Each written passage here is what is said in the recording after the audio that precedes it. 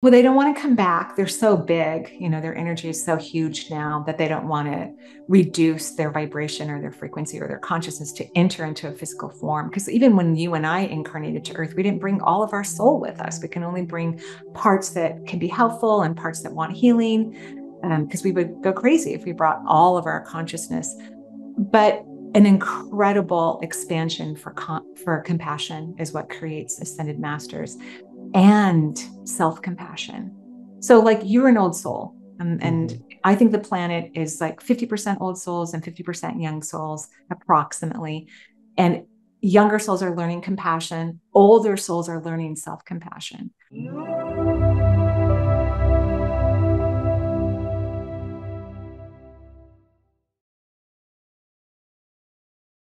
I'd like to welcome to the show Marie Manuchehri. How you doing, Marie? I am great, Alex. Thank you so much for having me. And thank you for everything you do in the world to help us grow consciously. I truly appreciate your work. Oh, I appreciate that very much, and I appreciate the work that you do. You've been doing it a lot longer than I have, about 15 years, as you told me. About 25 years of 25 years energy work, but yeah, 15 years of radio. Yes. of radio. Yeah. That's amazing. So, like we were saying, we were lucky that we get to talk to some of the most interesting souls on the planet all the time, and sometimes I pinch myself. I'm like, really? An hour? 2 hours? I get to sit down and ask whatever I want. This is great. Well, I'm very happy for you that you're doing things that bring you joy and it's helping all of us. So it's a win-win. Yes, it is. So I appreciate you coming on the show. I wanted to bring you on because your skill set is unique in the sense that you are a psychic medium, but you also focus on connecting with loved ones on the other side and not only doing it yourself, but helping others do it as well. So we're going to go down that rabbit hole in a little bit. But first, what was your life like prior to this insanity that I always like to call of being a psychic medium? Or did you just come out of the womb going, I see dead people? I didn't come out of the womb knowing that I had Okay. that ability. My family was, kind of the average family where they were Catholic and there was 5 kids. And my parents my mother and father both wanted to start taking some sort of birth control pill, but or method to prevent further pregnancies. My little brother got very sick when he was young, and they were in and out of hospitals for about a year and a half. So they were both devout Catholics. And so they went to their priest and said, the priest told them, well, you'll be excommunicated. Actually, I think the priest said that my mother would be excommunicated, but not my dad if they decide. Obviously not because he's a man, and that's just the way the church works. Right. Yes. So my parents made the difficult decision for them to leave the church. And Wow. yeah. That's And crazy. shortly after that, they even divorced. And so their lives changed dramatically. They started to experience the world differently. And after my mother was stopped being mad at God because she was so devoted, and she always started her journals with Dear Blessed Virgin Mary. She went to Catholic school. So when she stopped being angry, she started to read books on spirituality, and she began to fill our home with spirituality. So at a young age, I had access to, I was probably around 7 when she started to do this. So I had access to it. And my mom had new thought friends in her life and would drag us to channelers, sometimes on the Wow. weekends. But I wanted to be normal. I did not want to be woo woo. I had no aspiration to do that. So I married an engineer and I went to nursing school. And then lo and behold, while I'm an oncology nurse at a Seattle area hospital, I began to hear, see, and feel things very rapidly. I'd also started to meditate at that time. I had some experienced some tachycardia while working in the hospital, which means a racing heart. And the cardiologist said it was stress after he did like several weeks of testing. And I had the all clear. I decided to start meditating. And my true first experience that didn't end quickly, that wasn't because of some external event, but just because I closed my eyes and quieted my mind, was quite significant for me. And from that moment forward, while I'm in the hospital, I'm hearing my patients' organs talk to me. I can see their past lives. I can tell what medications are going to work for them and what can't. And eventually, because I was having so much fun, I think because I was raised with spiritual awareness, I wasn't scared. And my life actually got calmer and more relaxed. Just stepping into my path made my life work, even though it's odd and different compared to other people. I went to my supervisor because I was a charge nurse most days that I worked. And I was so afraid I was going to pay attention to what someone's liver was talking to me about that I was afraid I wouldn't call a code on time, because that's the charge nurse's job, is to call the code team and get the crash card and start, compressions while the rest of the team is arriving. And so I went to her to tell her what was happening to me. And I thought she was going to suspend me. Uh-huh.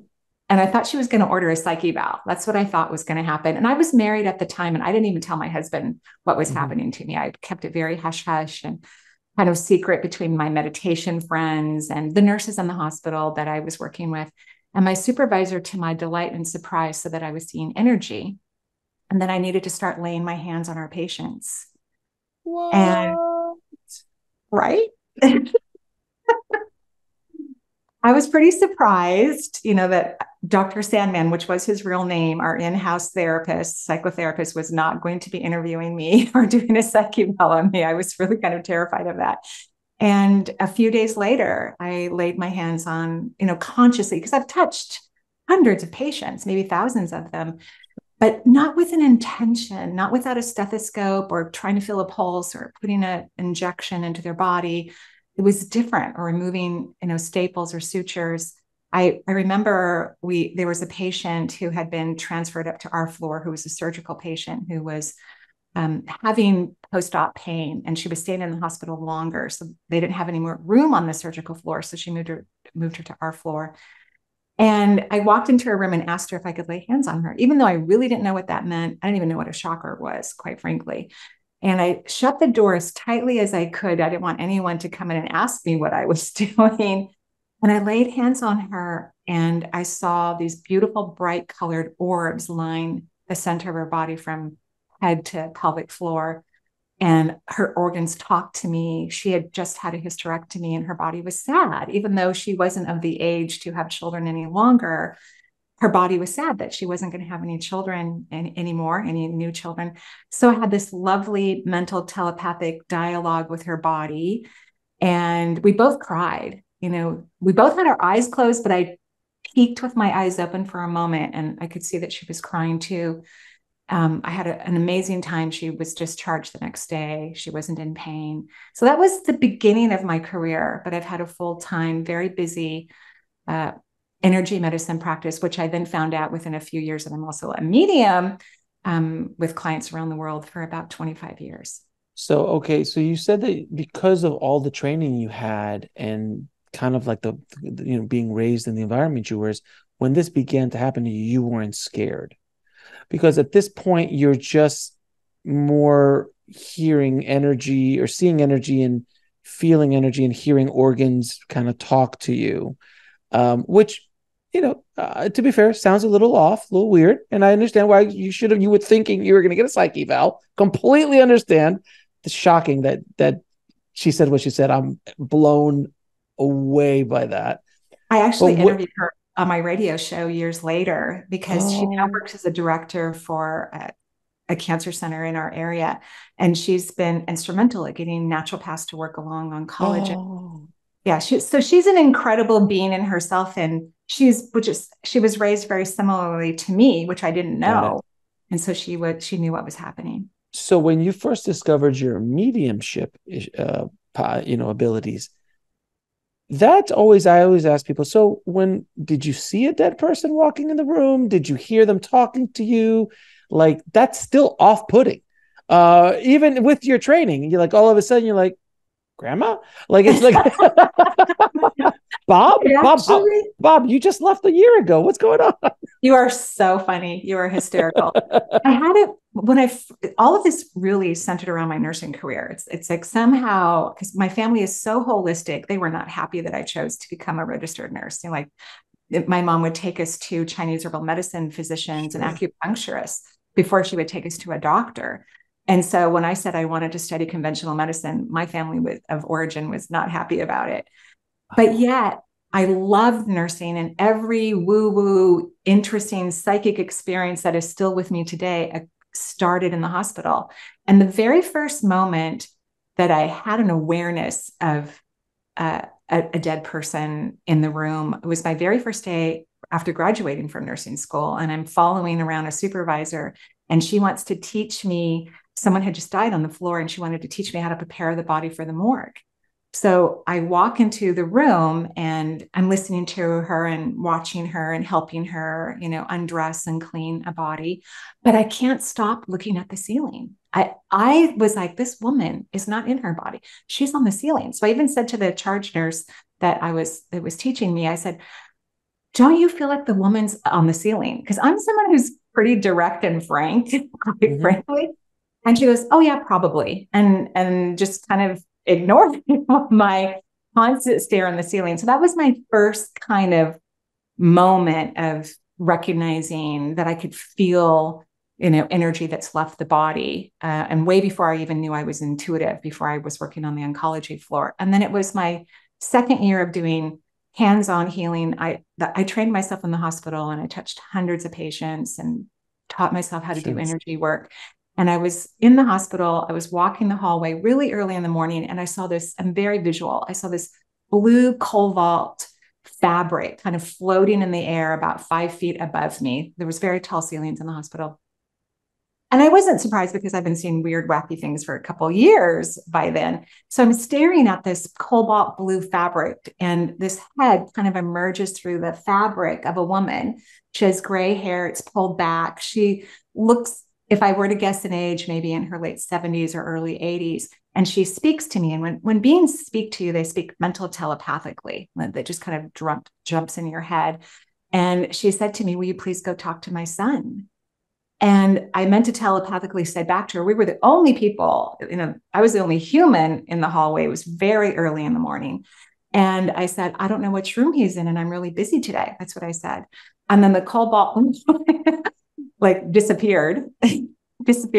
But every moment that I walked down that floor, which was a lot, because charge nurses, you take care of the other nurses and make sure they're okay. So I would walk the floors very quick and rapidly. Every time I would walk that part of the floor, she would appear again and ask me to take care of her son. And it wasn't until like 3:00 in the afternoon at the end of my shift when she was kind of pleading with me, and she was kind of mad at me, actually.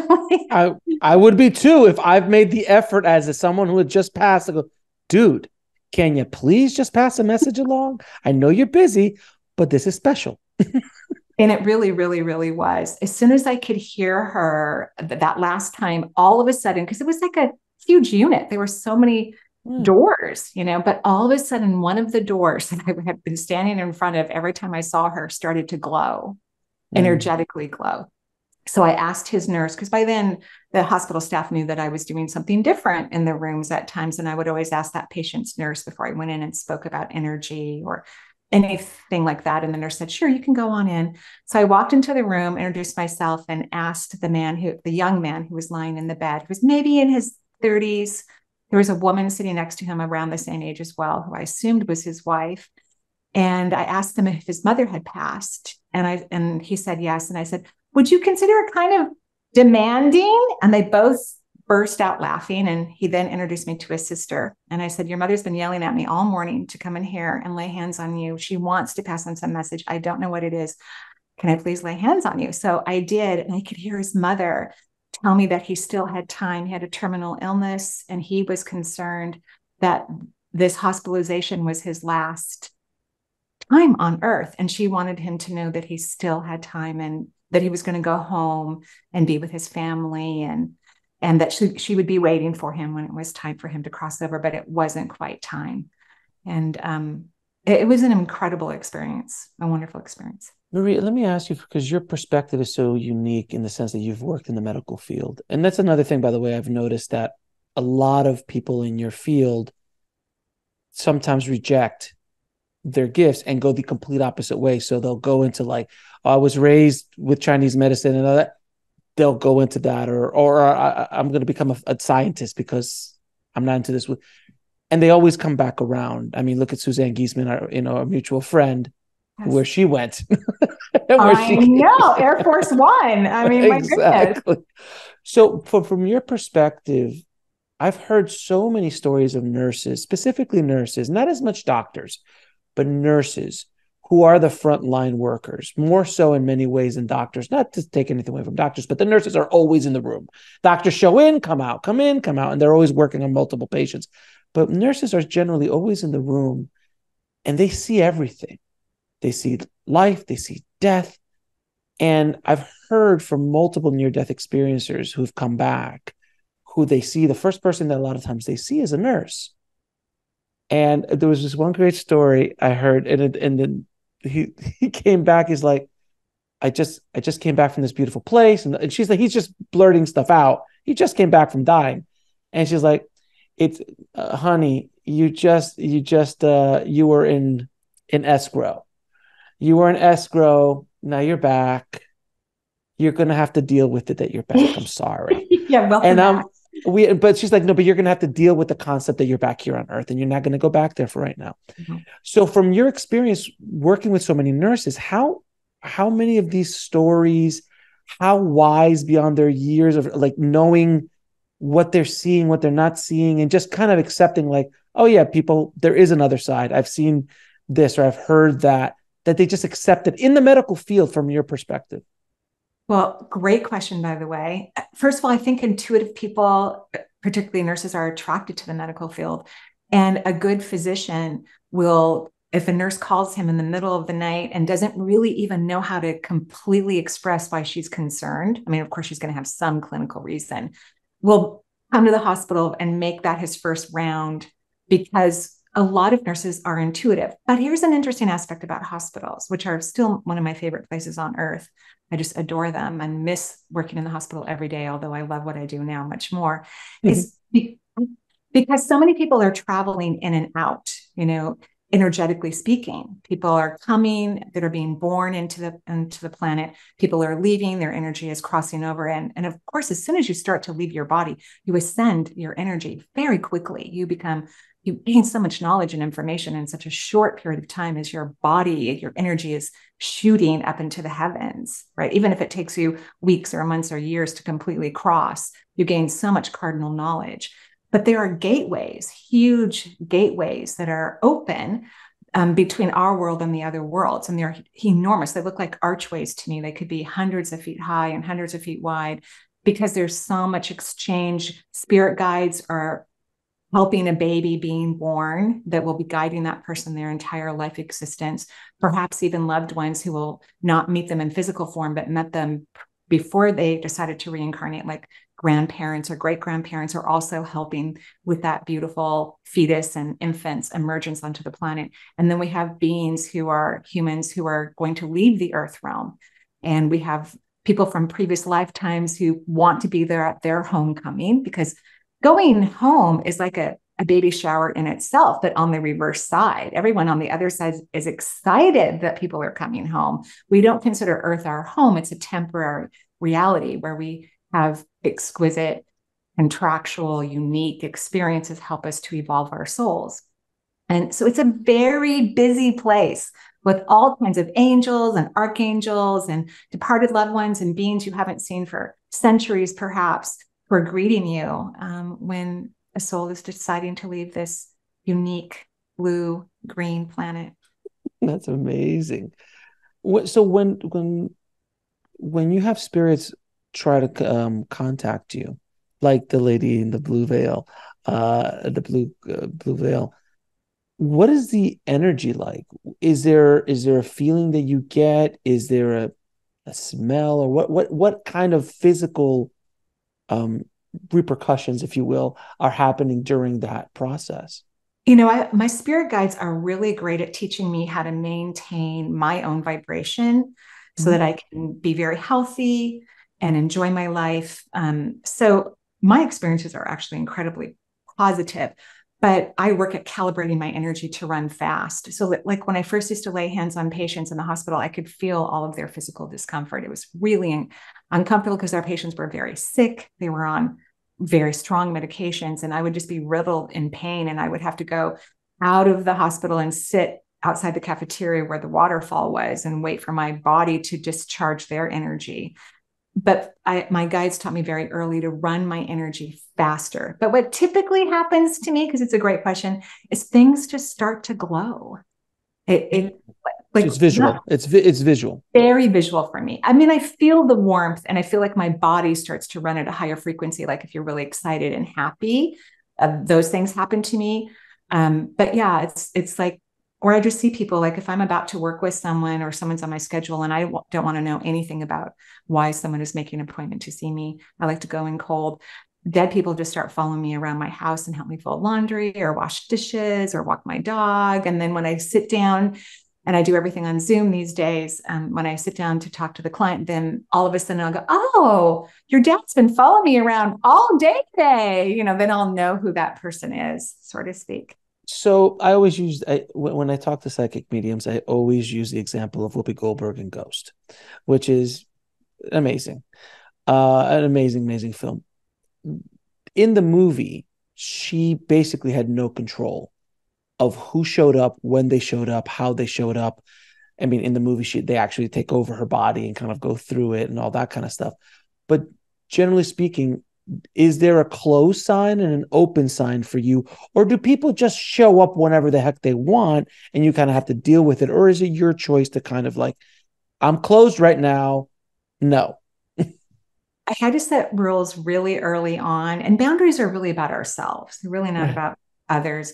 So I set boundaries that, because I would be in line at a coffee shop and someone would start talking to me and I'd have to walk up to a stranger and talk to them about their parent. I mean, they always appreciated and valued it, but then they're crying and then I have to make sure they're okay. And I might be late to my appointment. It's a thing. So I have a rule. No one's allowed to bother me, which is not a very nice phrase to say, but no one's allowed to bother me unless I'm working or it's arterial bleed. Like it has to be serious. Like you can't just come up and talk to me because you miss your son and I happen to be at Costco and I'm picking up my organic strawberries, because I may forget and I might buy the conventional ones and I really want. God forbid. I really want the organic ones. So I have rules. And so that means when I am interrupted, then I really give it my full attention. I know that it's critical and important. I once was in a restaurant with a friend and it was a Friday night. I just had a couple sips of wine. I went to the bathroom. I'm in the stall. Water, it doesn't matter if it's toilet water or sink water or bath water or an ocean. Spirits are very attracted to water molecules because we're mostly water and the earth is mostly water. So I'm in the stall and this woman appears who's crossed over. She was young. And I say young because at 30s to me is young these days. And she told me she had just passed and that her husband was in the restaurant and he was very sad and she wanted me to talk to him. So we're having this mental telepathic conference. She even told me that she had had a chronic condition for years and it had been managed, but all of a sudden something's kind of switched in her body and she died unexpectedly. Like it was not expected. And I told her my hours, have him call me. I go out. Here's my card. Basically, that's what I did. So I go out to the restaurant and we were sitting in the bar and I'm sitting next to my friend and she says to me, she goes, aren't going to believe what happened. This man came up to me. He told me that he's with his twin brother, that his twin brother's wife just died. And I invited them to have dinner with us. I go, okay, great. So that woman in the stall who, when people really want you to work for them, and I don't mean to sound like I'm ungrateful. I just used to see 25 people a week. I used to work a lot, seeing people. And now that I teach and all of those things, I had to make some rules about it. But when they really want to see you and it's truly important, they will make it happen. So her husband and her brother-in-law came to sit at our table. And she was screaming at me the whole time, tell him to stop drinking and driving. Tell him to stop drinking and driving. So he was in so much grief that he was drinking and driving. So I finally told him that his wife was right next to me and that, and he just started crying. I've only, of course, he's using all the napkins, and blowing his nose. And he was annoyed because he wanted her to talk to him. And I said, it's not that she can't talk to you, but your energy has to be elevated because they live in such a high vibration and earth is one of the lowest frequencies on earth. You have to raise your vibration to have a connection to the multisensory world of any length. And I said, in grief, although beautiful and necessary, is a low frequency. And I said, I'm sure at some point you might see her in a dream. or you might have an actual experience with her, but it would be hard right now. So I said, she's telling you to please stop drinking and driving. So he promised me he would go see a grief counselor. I did speak to him for a little bit the following Monday, and I haven't seen or spoken to him since, but I'm grateful that she took all the necessary attempts to make me do my job.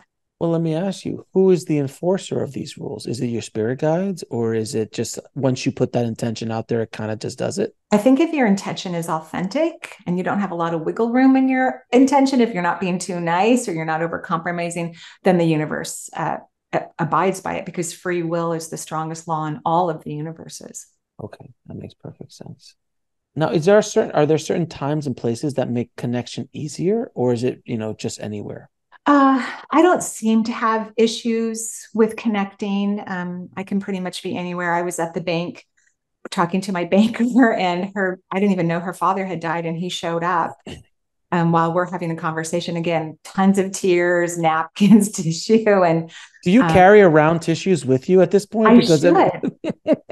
I'm going to follow your lead. I'm going to definitely. I mean, at this point, every time you talk to somebody, it seems like an occupational hazard. So then let me ask you, is there a way, because you said something about raising the vibration of ourselves to have any kind of intuitive powers. What can people do to have this connection with their own loved ones? Thank you so much for asking me that question. One of my greatest joys, since I didn't know I had this ability until I was 37 years of age, I had no idea whatsoever. I have seen so many people who are just as gifted and talented. Many people have, everyone has natural gifts and talents inside of them. Some people never discover them, which brings me the greatest sadness. So one of my joys on earth is helping people to discover their magnificence and learn who they are and discover their natural gifts and talents. Of course, multisensory ones make me the most excited. But so the other side, beings who've crossed over, remember, as they're leaving their body, they're ascending their energy. So it's escalating, it's moving faster. Our energy on earth is slower. It's a lower frequency, it's a lower vibration. So as the being is ascending, their energy expands, and that's how they gain cardinal knowledge and can absorb all that information, which is very healing. Like you learn why your parents were a certain way, why you married someone that you wish you hadn't, or all kinds of closure and awarenesses come in that are so freeing and help you recognize that everything was happening for all the perfect reasons that the human mind can't even possibly comprehend. So if humans learn to run their energy at an elevated vibration, then they can easily match the frequency of other beings. You tend to have high energy, Alex. You're a happy person. And you've worked hard in your life, and we haven't met before this, but you've worked hard in your life to discover your own joy and your own happiness, which isn't always popular in everyone's eyes, and not everyone agrees with what makes us personally happy. But that's what keeps your vibration elevated, is continuing to be mindful of joy, to also not listen to mind-made emotions, which I think trap and imprison humanity in things that don't even exist or never will exist, that exhaust us and lower our frequency. So learning to feel your own authentic emotions is paramount to raising your vibration so that you can choose what does bring you, as an individualized being, joy. Is there ever a time where there's just spirits on the other side who just don't want to have a conversation? Like if I show up, I'm like, I need to talk to Grandpa, and Grandpa's like, Grandpa is not having it. He does not want to talk to you. Has that ever happened? It has never happened to me personally, but it's a very common thing that I've heard has happened to other mediums. For whatever reason, at least the first session that I have with people, the person that they want to see shows up. A lot of times, because see, people who have crossed over are coming to help humans. They don't need help. Dead people don't need help.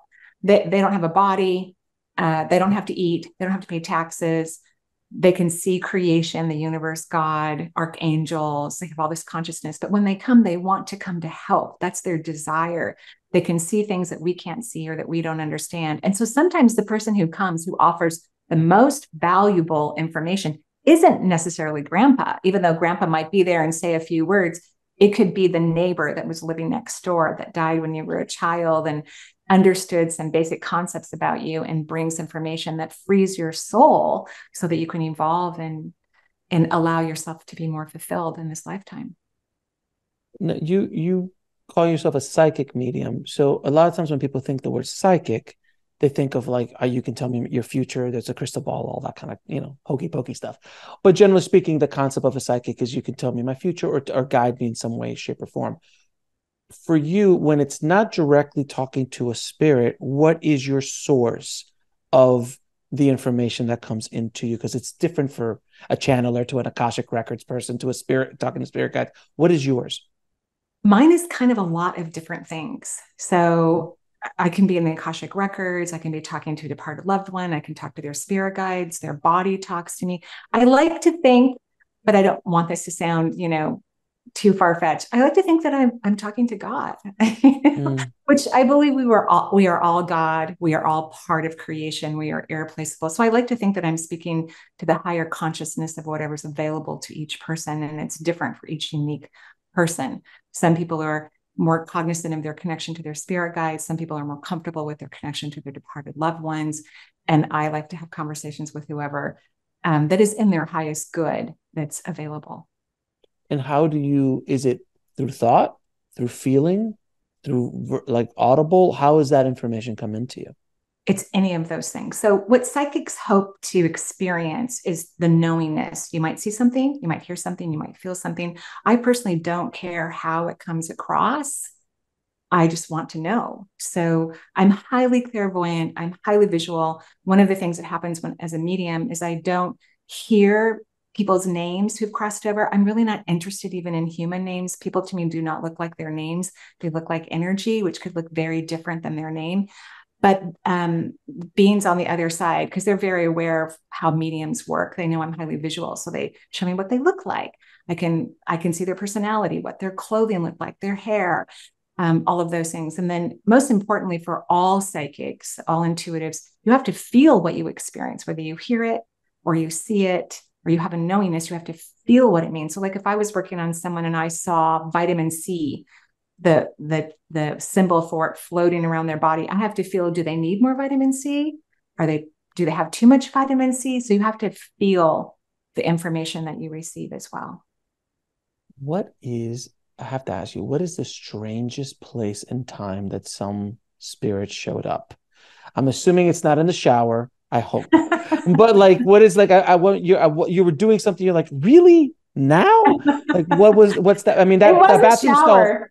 it It was a was? shower thing. Yeah, my cousin Oh, who, at least it was family. yeah, it was. But we had been estranged for a few years Oh, before she wow. died. Her husband was having fun with other people in their marriage. And when I went to visit them, I didn't want to stay at their home. And she was mad at me. I had a really cute place that I rented. I said, come stay with me. But she was mad. She was hurt. I hurt her feelings. And she didn't want to talk to me after that. So after many years, I found out that she was terminally ill. And I sent her a bouquet of flowers and tried to reach out. But she probably wasn't even strong enough to have a conversation. So I never got to speak to her before she passed. And so I'm in the shower one morning, literally. And it has, big glass doors. And I look through and there's my cousin looking stunningly gorgeous. So she was beautiful anyway, leaning up against the sink and countertop, maybe, 8 feet away from me, just looking beautiful. She said, the most hysterical thing that shocked me. That's what I love about intuition, because it's very surprising. It's not what your mind would tell you. Mhm. And the mind is not a high vibrational place anyway for humanity. It's a logical tool to help you and I get on Zoom on time and make sure the Right. lighting looks good in our rooms, right? Right. Um, so she says to me after we said hi, I actually hugged her, because when I see people, they from the other side, they look the same size as us, and then she said to me, she goes, I want you to remember that I had fun in the marriage too. And I had completely forgotten that she also had done that earlier on in their marriage. I'd completely forgotten. And she was there to teach me to not be judgmental and to be Mm. accepting of people's choices. It was a very profound, beautiful, wonderful moment for me. It was What? really, Let me ask you, because when you brought up your cousin now, how long does spirit stay in the form of the person that they were, or the avatar that they were during this lifetime? Is it after everyone who remembers them is gone? On the other side, is it completely different, or are they just projecting themselves as that in this life? What is that? What is that like? Great question. So they get to have any form they want when they leave Earth. They don't have to look like anything if they don't want to. So there's a reader board, if you will, outside of every medium. This is what my spirit guides taught me after that cobalt woman. I'm like, how in the world am I going to communicate with more dead people? Because they said, oh, you're a medium, surprise. I'm like, how am I going to do this? So it really is a hologram, but it looks like a sandwich board to me, and it has information on it so that when souls come by, they know how to respond to the medium. But to answer your question, you can look like whatever you want, but because I'm very visual, they will show me what they looked like when they were in physical form. Typically, it used to be 100 human years before anybody would reincarnate to the earth again. Because time goes very fast on the other side, faster than Earth time. Earth is so popular right now. Like, we're a hot bed of potential conscious growth. We're the club that everybody wants to get into. Yes. Yes. And so 50 to 100 years is what most souls will wait. They don't necessarily wait in the other side. There's hundreds of thousands of dimensions, and depending on your consciousness, you can visit and be wherever you would like to be. So they wait 50 to 100 years before they decide to reincarnate to the earth realm. Was that the question you asked me? Yeah, exactly. So it's, in other words, it sounds like they just project themselves as whatever they want here, as opposed to like they're not walking around as Bob for the next 100 years up there or wherever the other place is. And if they reincarnate or decide they, are so far away from the earth realm, there's always a spirit vibration of every lifetime we've ever experienced that exists. It's not as full bodied as when you're connecting with the person, like my cousin, where it was just like no time had passed and we were just hanging out and laughing our heads off and having a wonderful time. But there is like a spirit representation of that energy, because energy never dies ever. So I can tell when I'm talking to someone who's already reincarnated, they're already back on earth, but I can communicate to that spirit aspect of them, that energy memory that they have of that lifetime. So then you mean you could be talking to spirit Bob, and then Bob is already Fred on the earth at the same time. It's rare. It's very rare. Rare. Because, to my understanding, there is no past life or future life that's all happening at the exact same time, which is hard for us to understand. But I get it. I had a great example of it. One of my guests told me it's like when you're watching television, you're watching a show, but that there's 1,000 other shows playing at the exact same time as that show, but you're just not tuned in to that show. So I thought that was such a great way to do it. Great description, because we're having multiple lifetimes at the same time too. We're not just here on earth having this magical moment. We're in multiple places. So this concept of the lost soul, or of ghosts, or of, spirits that are, trapped in a house or have unfinished business, this has been, lore for such a long time. From your perspective, is that true? How true is it? Like there was some tragic accident for Bob. I keep beating up poor Bob, but Bob had some tragic accident in this house, and now he's quote unquote haunting at our house or hanging out at the house or can't really leave. And he was also in the Civil War. So like, is that a thing? From your perspective, how does that work? That is true. So when energy is leaving the body, remember, free will is the strongest law in the universe. Even if choirs of angels are helping someone to cross over, they don't have to if they don't want to. In fact, it's so respected. Our individualization is so respected in our free will. So if someone is kind of stuck in that lifetime, like they didn't do inner work, which some people don't do, or my guides always say that people do, it's just so small, I can't perceive it. So sometimes people wait till they cross over and then they look back at Earth and their family and they start to do the inner work from that perspective. But if you have a horrible, tragic loss, or your life turns out completely opposite of what you expected, you can stay in the astral plane. So right outside of our dimension is the fourth dimension. I always think of the fifth dimension as heaven for Earth. And the fourth dimension is called the astral plane. It's a huge time-space reality. It's where the Akashic records are, where we can visit past lives. mediums and departed ones cross through the astral plane all the time so that we can connect and communicate. And so they will get stuck, if you will, because they want to stay in a certain perception. They may haunt a home. Typically, though, when I look at hauntings that are pretty challenging, it's usually connected to a human who's having a lot of mental challenges. And it could be just depression or sadness or maybe insomnia. In order for those two vibrations to come together, Right. There has Right. to be something consistent between their experience from my perspective. So in other words, if you are vibrating at a high frequency, and you walk in, you probably wouldn't move into a house that has a spirit in it, or two, generally Probably. speaking. But Yeah. it doesn't connect in that Or sense. I'm not afraid of ghosts. I think they're cool and interesting, quite I mean, frankly. well, again, you have a very unique perspective, Marie. I would beg to differ. Many other people see Uncle Bob hanging in the corner probably will freak the hell out. But I do tend to choose new construction, just by choice. But who knows about the land? The land could have inhabited people, right? So there's also these really interesting corridors that were used for a long time where beings could go from one dimension to another.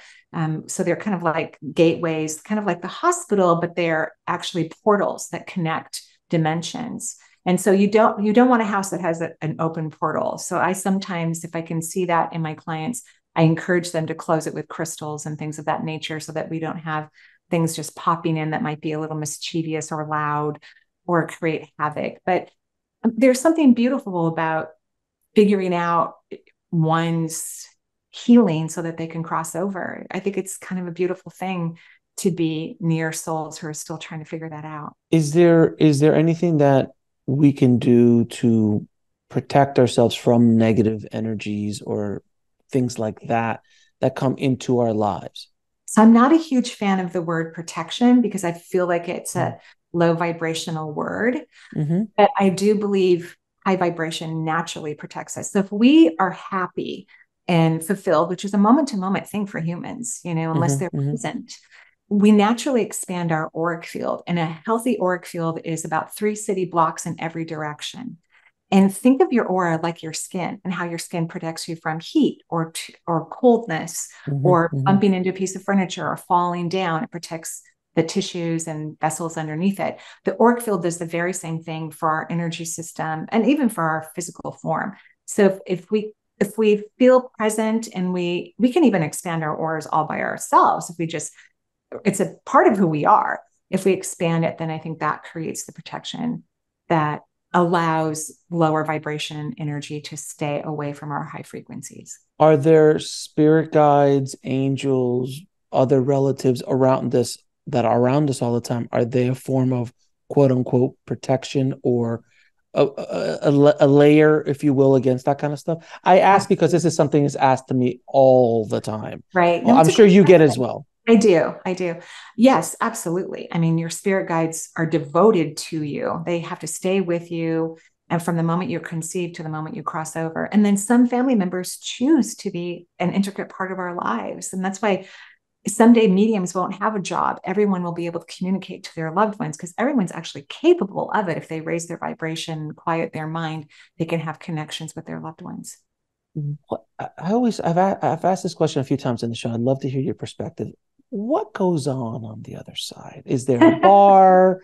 Is everyone hanging out at a movie theater? Obviously there's the Akashic Records, which is a library, really. Not many people hang out at the library, though that's probably the coolest library of them all. But generally speaking, what happens in that quote unquote time, because there is no time on the other side, but that time that they're on the other side in between lives, what's happening? Yeah. Well, the Akashic Records is really just a library for human scrolls of lifetime. So it's really someday when Earth no longer exists, which will be a long time from now, because it will, shift its frequency in another dimension. Then the Akashic Records will dissipate because we won't have records for the Earth realm. But so they do a lot of things. Like there are so many people I've talked to who didn't vacation, didn't rest, worked like a dog, So they're over there just resting and having fun and playing. They'll say, I'm not playing golf, but it's kind of like golf. I'm not playing the guitar, but it's kind of like a guitar. So there's a whole bunch of people just relaxing and playing and having fun and jumping like out of an airplane, even though there's no airplanes, and having adventures. Or air. Or air. There are people who work, believe it or not. So there are souls that are devoted to the expansion of human consciousness. Yeah. And one of the jobs that I've seen a few times are when people actually work in the hospital. I know, because they know I love the hospital. And so children who are terminal have a hard time crossing over because their parents don't want them to go. The medical staff is doing everything to keep them in their body. And so spirits who have crossed over will come and play video games with them in the evening or at night and talk to them and help them be okay to leave their body, because they're going to be leaving their bodies. And so they will spend time kind of giving them therapy and counseling and play, so that they can prepare for adventure. I've heard that there are, keepers in the Akashic record. So I'm like, well, someone's doing that job. There are. They don't look human to me. They're like about 20 feet tall. They look like men. So they have more of a male look. They were, again, this cobalt blue color for some reason shows up in my visions, like a robe that goes from head to toe. And they can reach the scrolls that are in cubbies very tall, and they bring them down and they assist. And you're right, they monitor the Akashic records. So there is jobs on the other side that you choose to do, whether you want to. I mean, like what you want to do. Have you seen the movie What Dreams May Come with Robin Williams? Of course I have. Of course I have. I've had the producer on the show. So yeah. Okay. That's what's happening on the other side. It's what? That's what's happening on the other side. So that's one of the things I thought, because when I saw that movie, and I've heard this from so many near-death experiences, like you create your own reality sometimes. You do. And what Robin did when he got there, where everything was paint because his wife was all of paint, and then it slowly built out, and then like, oh, there's the dog, and oh, I always loved that tree, and oh, I really wanted to have this kind of like Italian villa, and that's what he built. So it was all of that. So it's that kind of what happens on the other side. You have that freedom to be creative and unique, and you're still discovering yourself. Now you don't have the parameters of a human existence.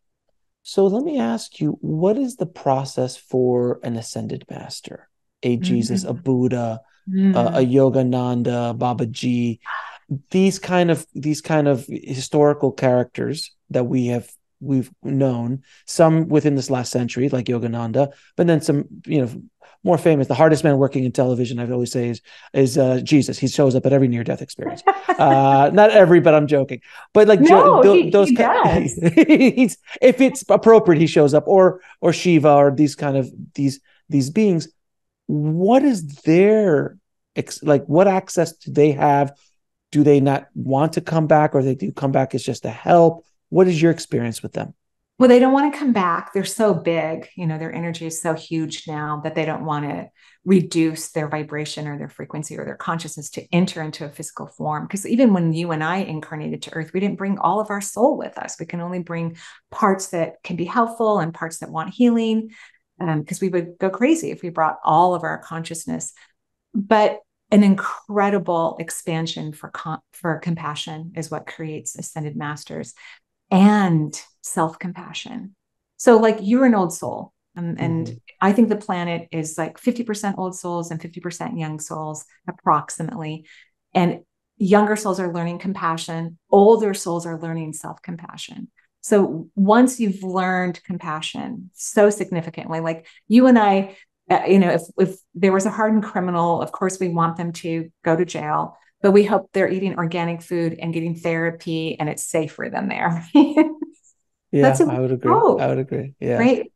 But because we're on Earth, I'm sure we're working on self-compassion, and ascended masters have learned how to combine their compassion for all creation throughout the universes, and to have compassion for themselves too. That's what ascends their vibration and their frequency. And where can they go on the other side that, maybe a soul who's not as ascended, if you will, as they are, can go? What dimensions? From my understanding, there are multiple levels, quote unquote, multiple dimensions, multiple realities, but there are closed doors to certain areas, to certain souls who have just not evolved their vibration to the level where they can open that door or go into that place. Where do ascended masters go? And is that the end, or they're higher? Obviously, there's higher than ascended masters. I don't think there's an end. I don't think there's an end. I don't think the universe is a vacuum. I think that we just keep expanding and we keep expanding and we keep creating. So you're right. It's your energy that opens these passageways that we're looking for. Everything on the other side is all about subatomic particles and energy. That's why if someone hasn't been very kind to their loved ones, they won't be able to go near their energy, even as a departed soul, because they can see that the vibration is saying you can't go near their energy until you learn to be kind to them. So it's so much clearer on the other side. That's why there isn't violence and crime and poverty, and all of those things don't exist outside of Earth. We're one of the few time-space realities that has that. So we just keep expanding and we keep going to dimensions and realities that have not even yet been explored. But it's really? Oh yes, there's the vibration that opens up the doors and the gateways for all of us. So gaining consciousness is truly the goal, So the expansion of the infinite universe, as we understand it here in the physical realm, is the exact same thing on the other side. It is an infinite expansion of multiple. I mean, if you start getting into the concept of multiverse or parallel dimensions, every decision you make in your day arguably can start a new reality somewhere else. So there's a reality where John F. Kennedy did not die. Sure.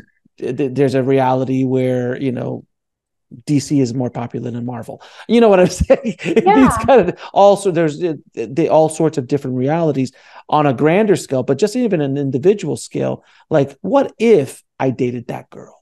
Right. What if, we would have gone out, and made love that night and had a kid? That would have changed the reality all over. Right. So all that kind of stuff. Is that true? Yes, even as humans start to embrace the fact that financial freedom is a normal and healthy thing for people to have, that changes their paradigm, that changes the vibration of our planet. We start to then have the ability to take care of all kinds of people and create free education and free healthcare and all of these things. So Earth is a central point to the expansion of all the multi-universes. If Earth keeps growing, which a lot of people think the Earth is in a really bad spot, I think the Earth is the happiest it has ever been in documented times. I think the vibration on Earth is really high. We get to have these conversations. Right. And so as Earth keeps evolving, that helps the universe to expand. That helps to open up more dimensions. I don't think it'll ever end. I think it will continue to expand. That's what I think anyway. I have to ask you this because we've had this lovely conversation. And, you and I are both of similar mind. So the conversation has been very, very free flowing and understanding. But there are probably one or two people watching who said, these guys are freaking, this lady and this guy are nuts. They're insane. They're certifiable. What do you say, which I'm sure you've run into skeptics along your journey. What do you say to them, and how do you approach that skepticism when it does come to you? I've been so lucky in my career path. Either I'm just in denial, of all the skeptics that are out there, but most people find out about me through referral and by word of mouth. And so by the time they hear about me or learn about me, they've already, so I'm very blessed. I used to say to the universe, may those who I can easily help find me. Maybe that prayer helped. I'm not really sure. But I have, of course, had a few moments where people have said negative things to me or whatever, Sure. or email. I just kind of don't care what other people think. I think some intuitives and psychics are here to prove that what they do and what they believe in exists. To me, that's not a lot of fun for me. I mean, I love to talk about it. I think it's interesting. I could talk about it forever, but I just want to do my job and my work and be in the world in my own body and have fun and enjoy myself. So I don't care what other people think, actually. What is the biggest misconception about the spirit world that you would love to address? Thank you. That's a gorgeous question. Gorgeous. People have so much fear of the multisensory world or the world outside of us.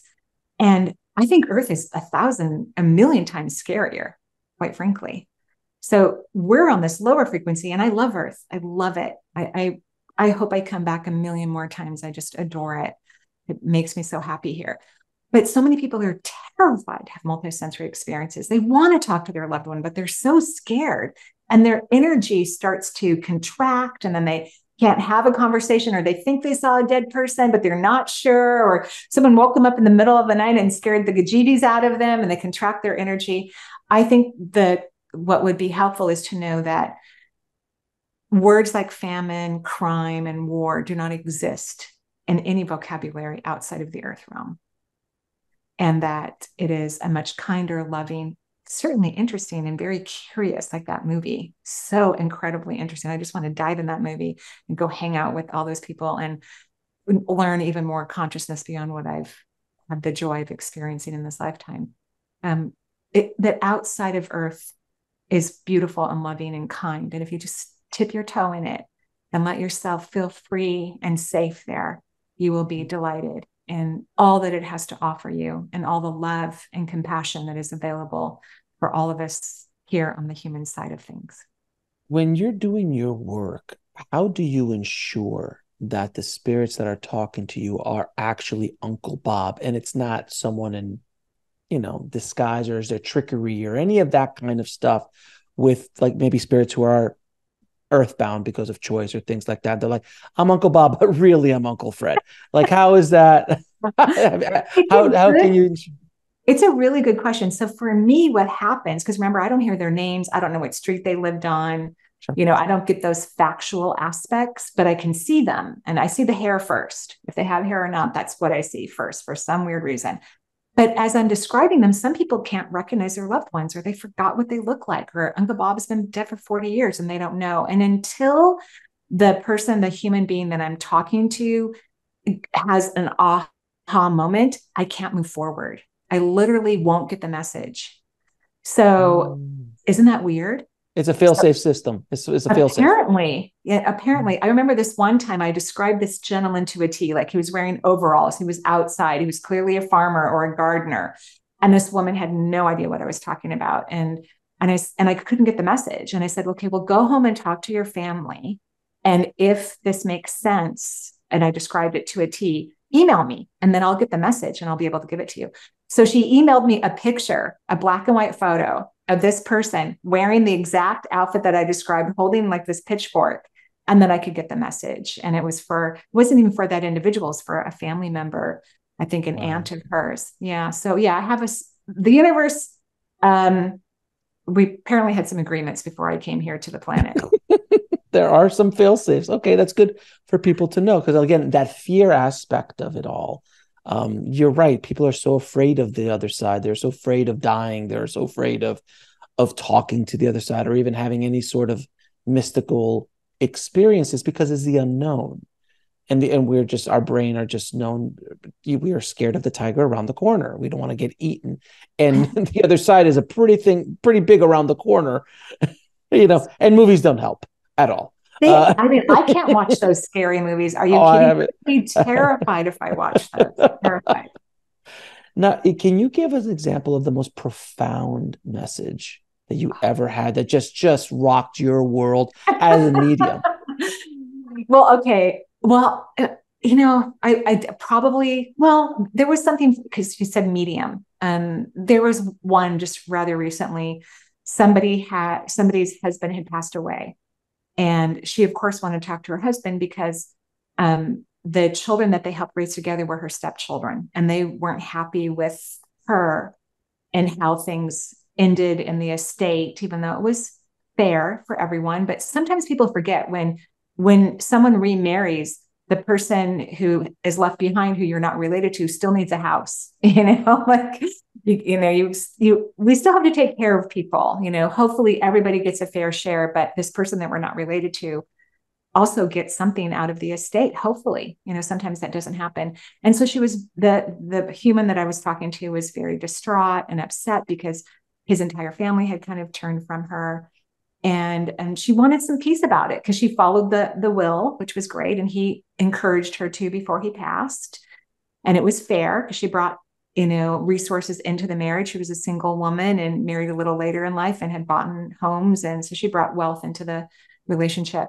But the person who came to thank her for raising the children where it was his deceased wife, his first wife. And she didn't expect it, and I didn't expect it either at all. I knew she had crossed because she was explaining how their marriage came about, and she was friends with this woman when she was alive. And she was just so shocked in a good way, and happy and crying and thrilled that this woman came and said, thank you for taking care of my family after I departed. And anything that you received from this union, you deserved 100%. And thank you so much for loving my husband and my children when I couldn't be there to take care of them and love them. So that was a cool recent thing that happened that both of us went, that was amazing. Like, thank you for coming, and thank you for, being so generous with your energy and appreciating this woman's endeavors, on earth. Now, how can anyone learn how to communicate to the other side with their Well, I loved will ones? be teaching a class soon, No, stop it. Yeah. Any tip before we give the information Yeah. about the class? Any little teaser tips? Yes. So I really believe in resting in the lower half of your body. I believe the brain is a conservation organ. It doesn't need a lot of attention. Most humans keep their energy in their chest and in their head.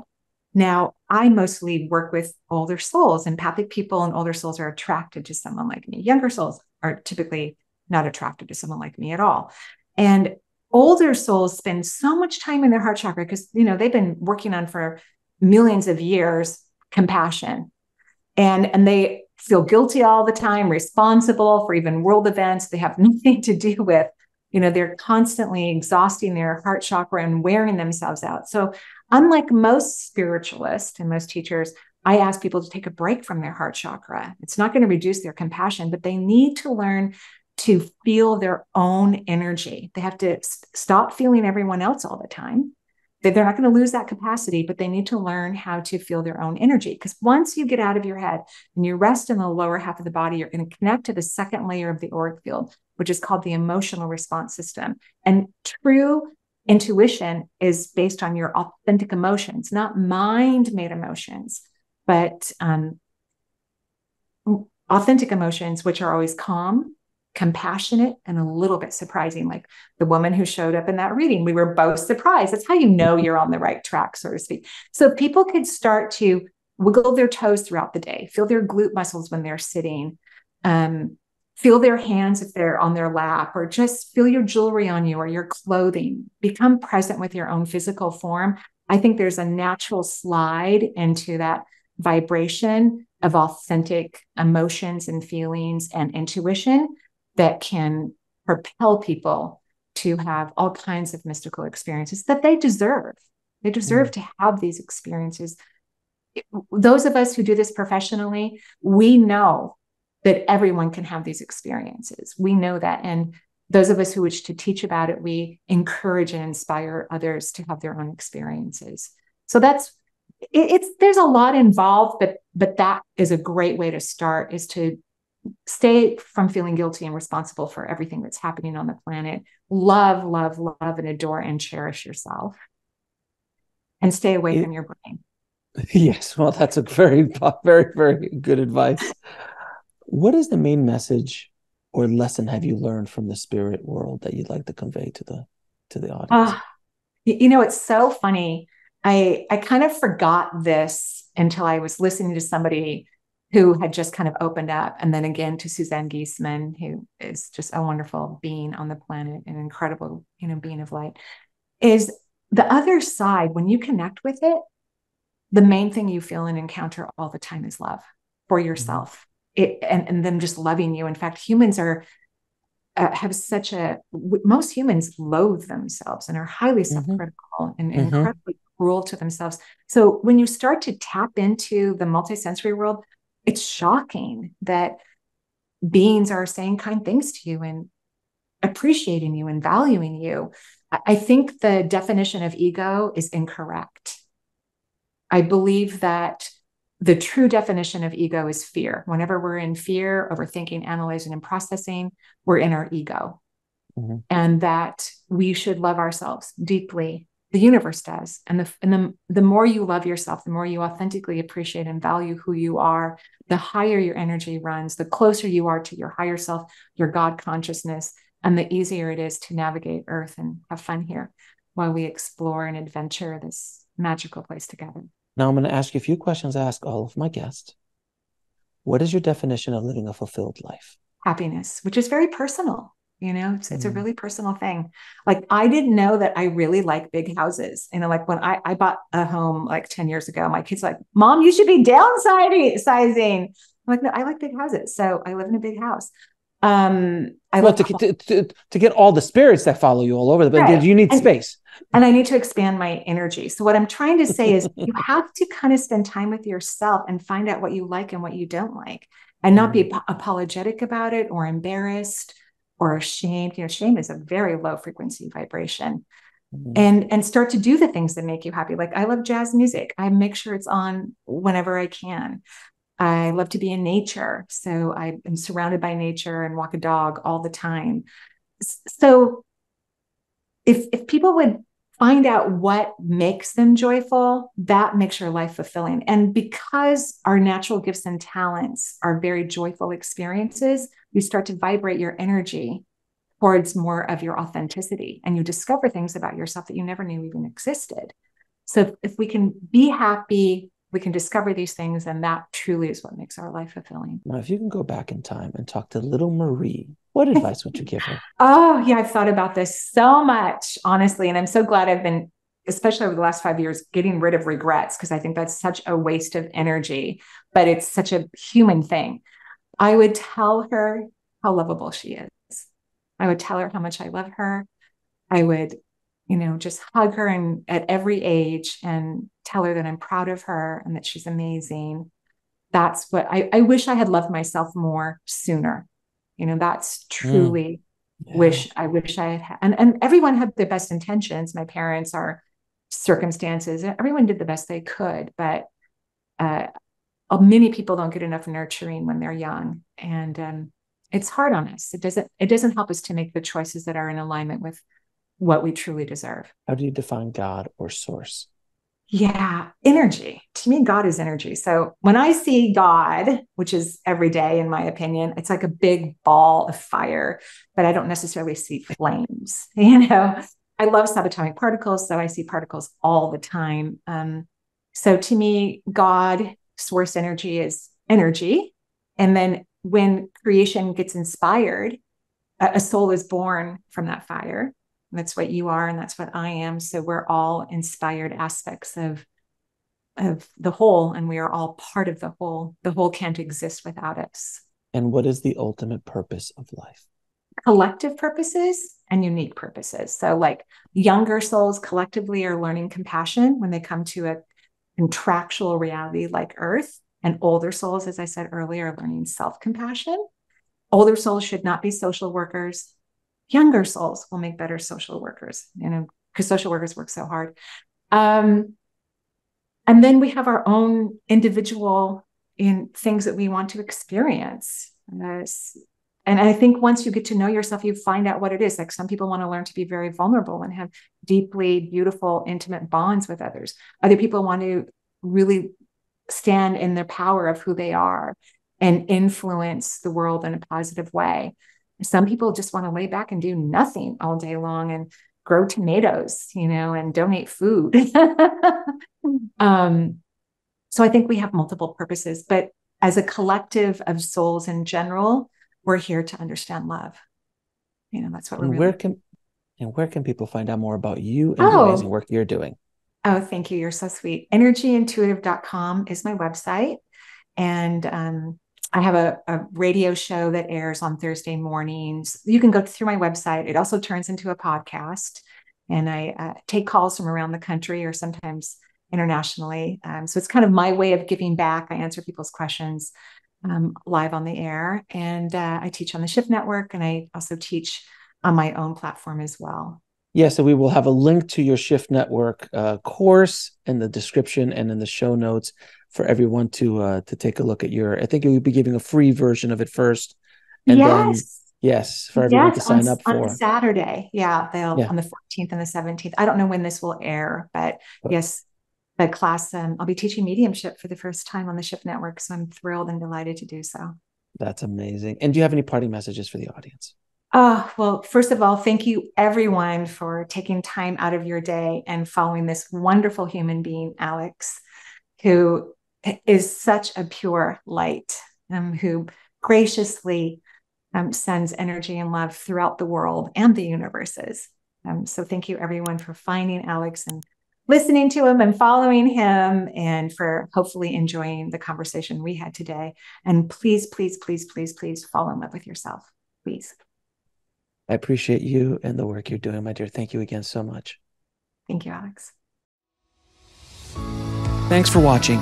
Click on one of the videos below to continue your journey, and don't forget to subscribe.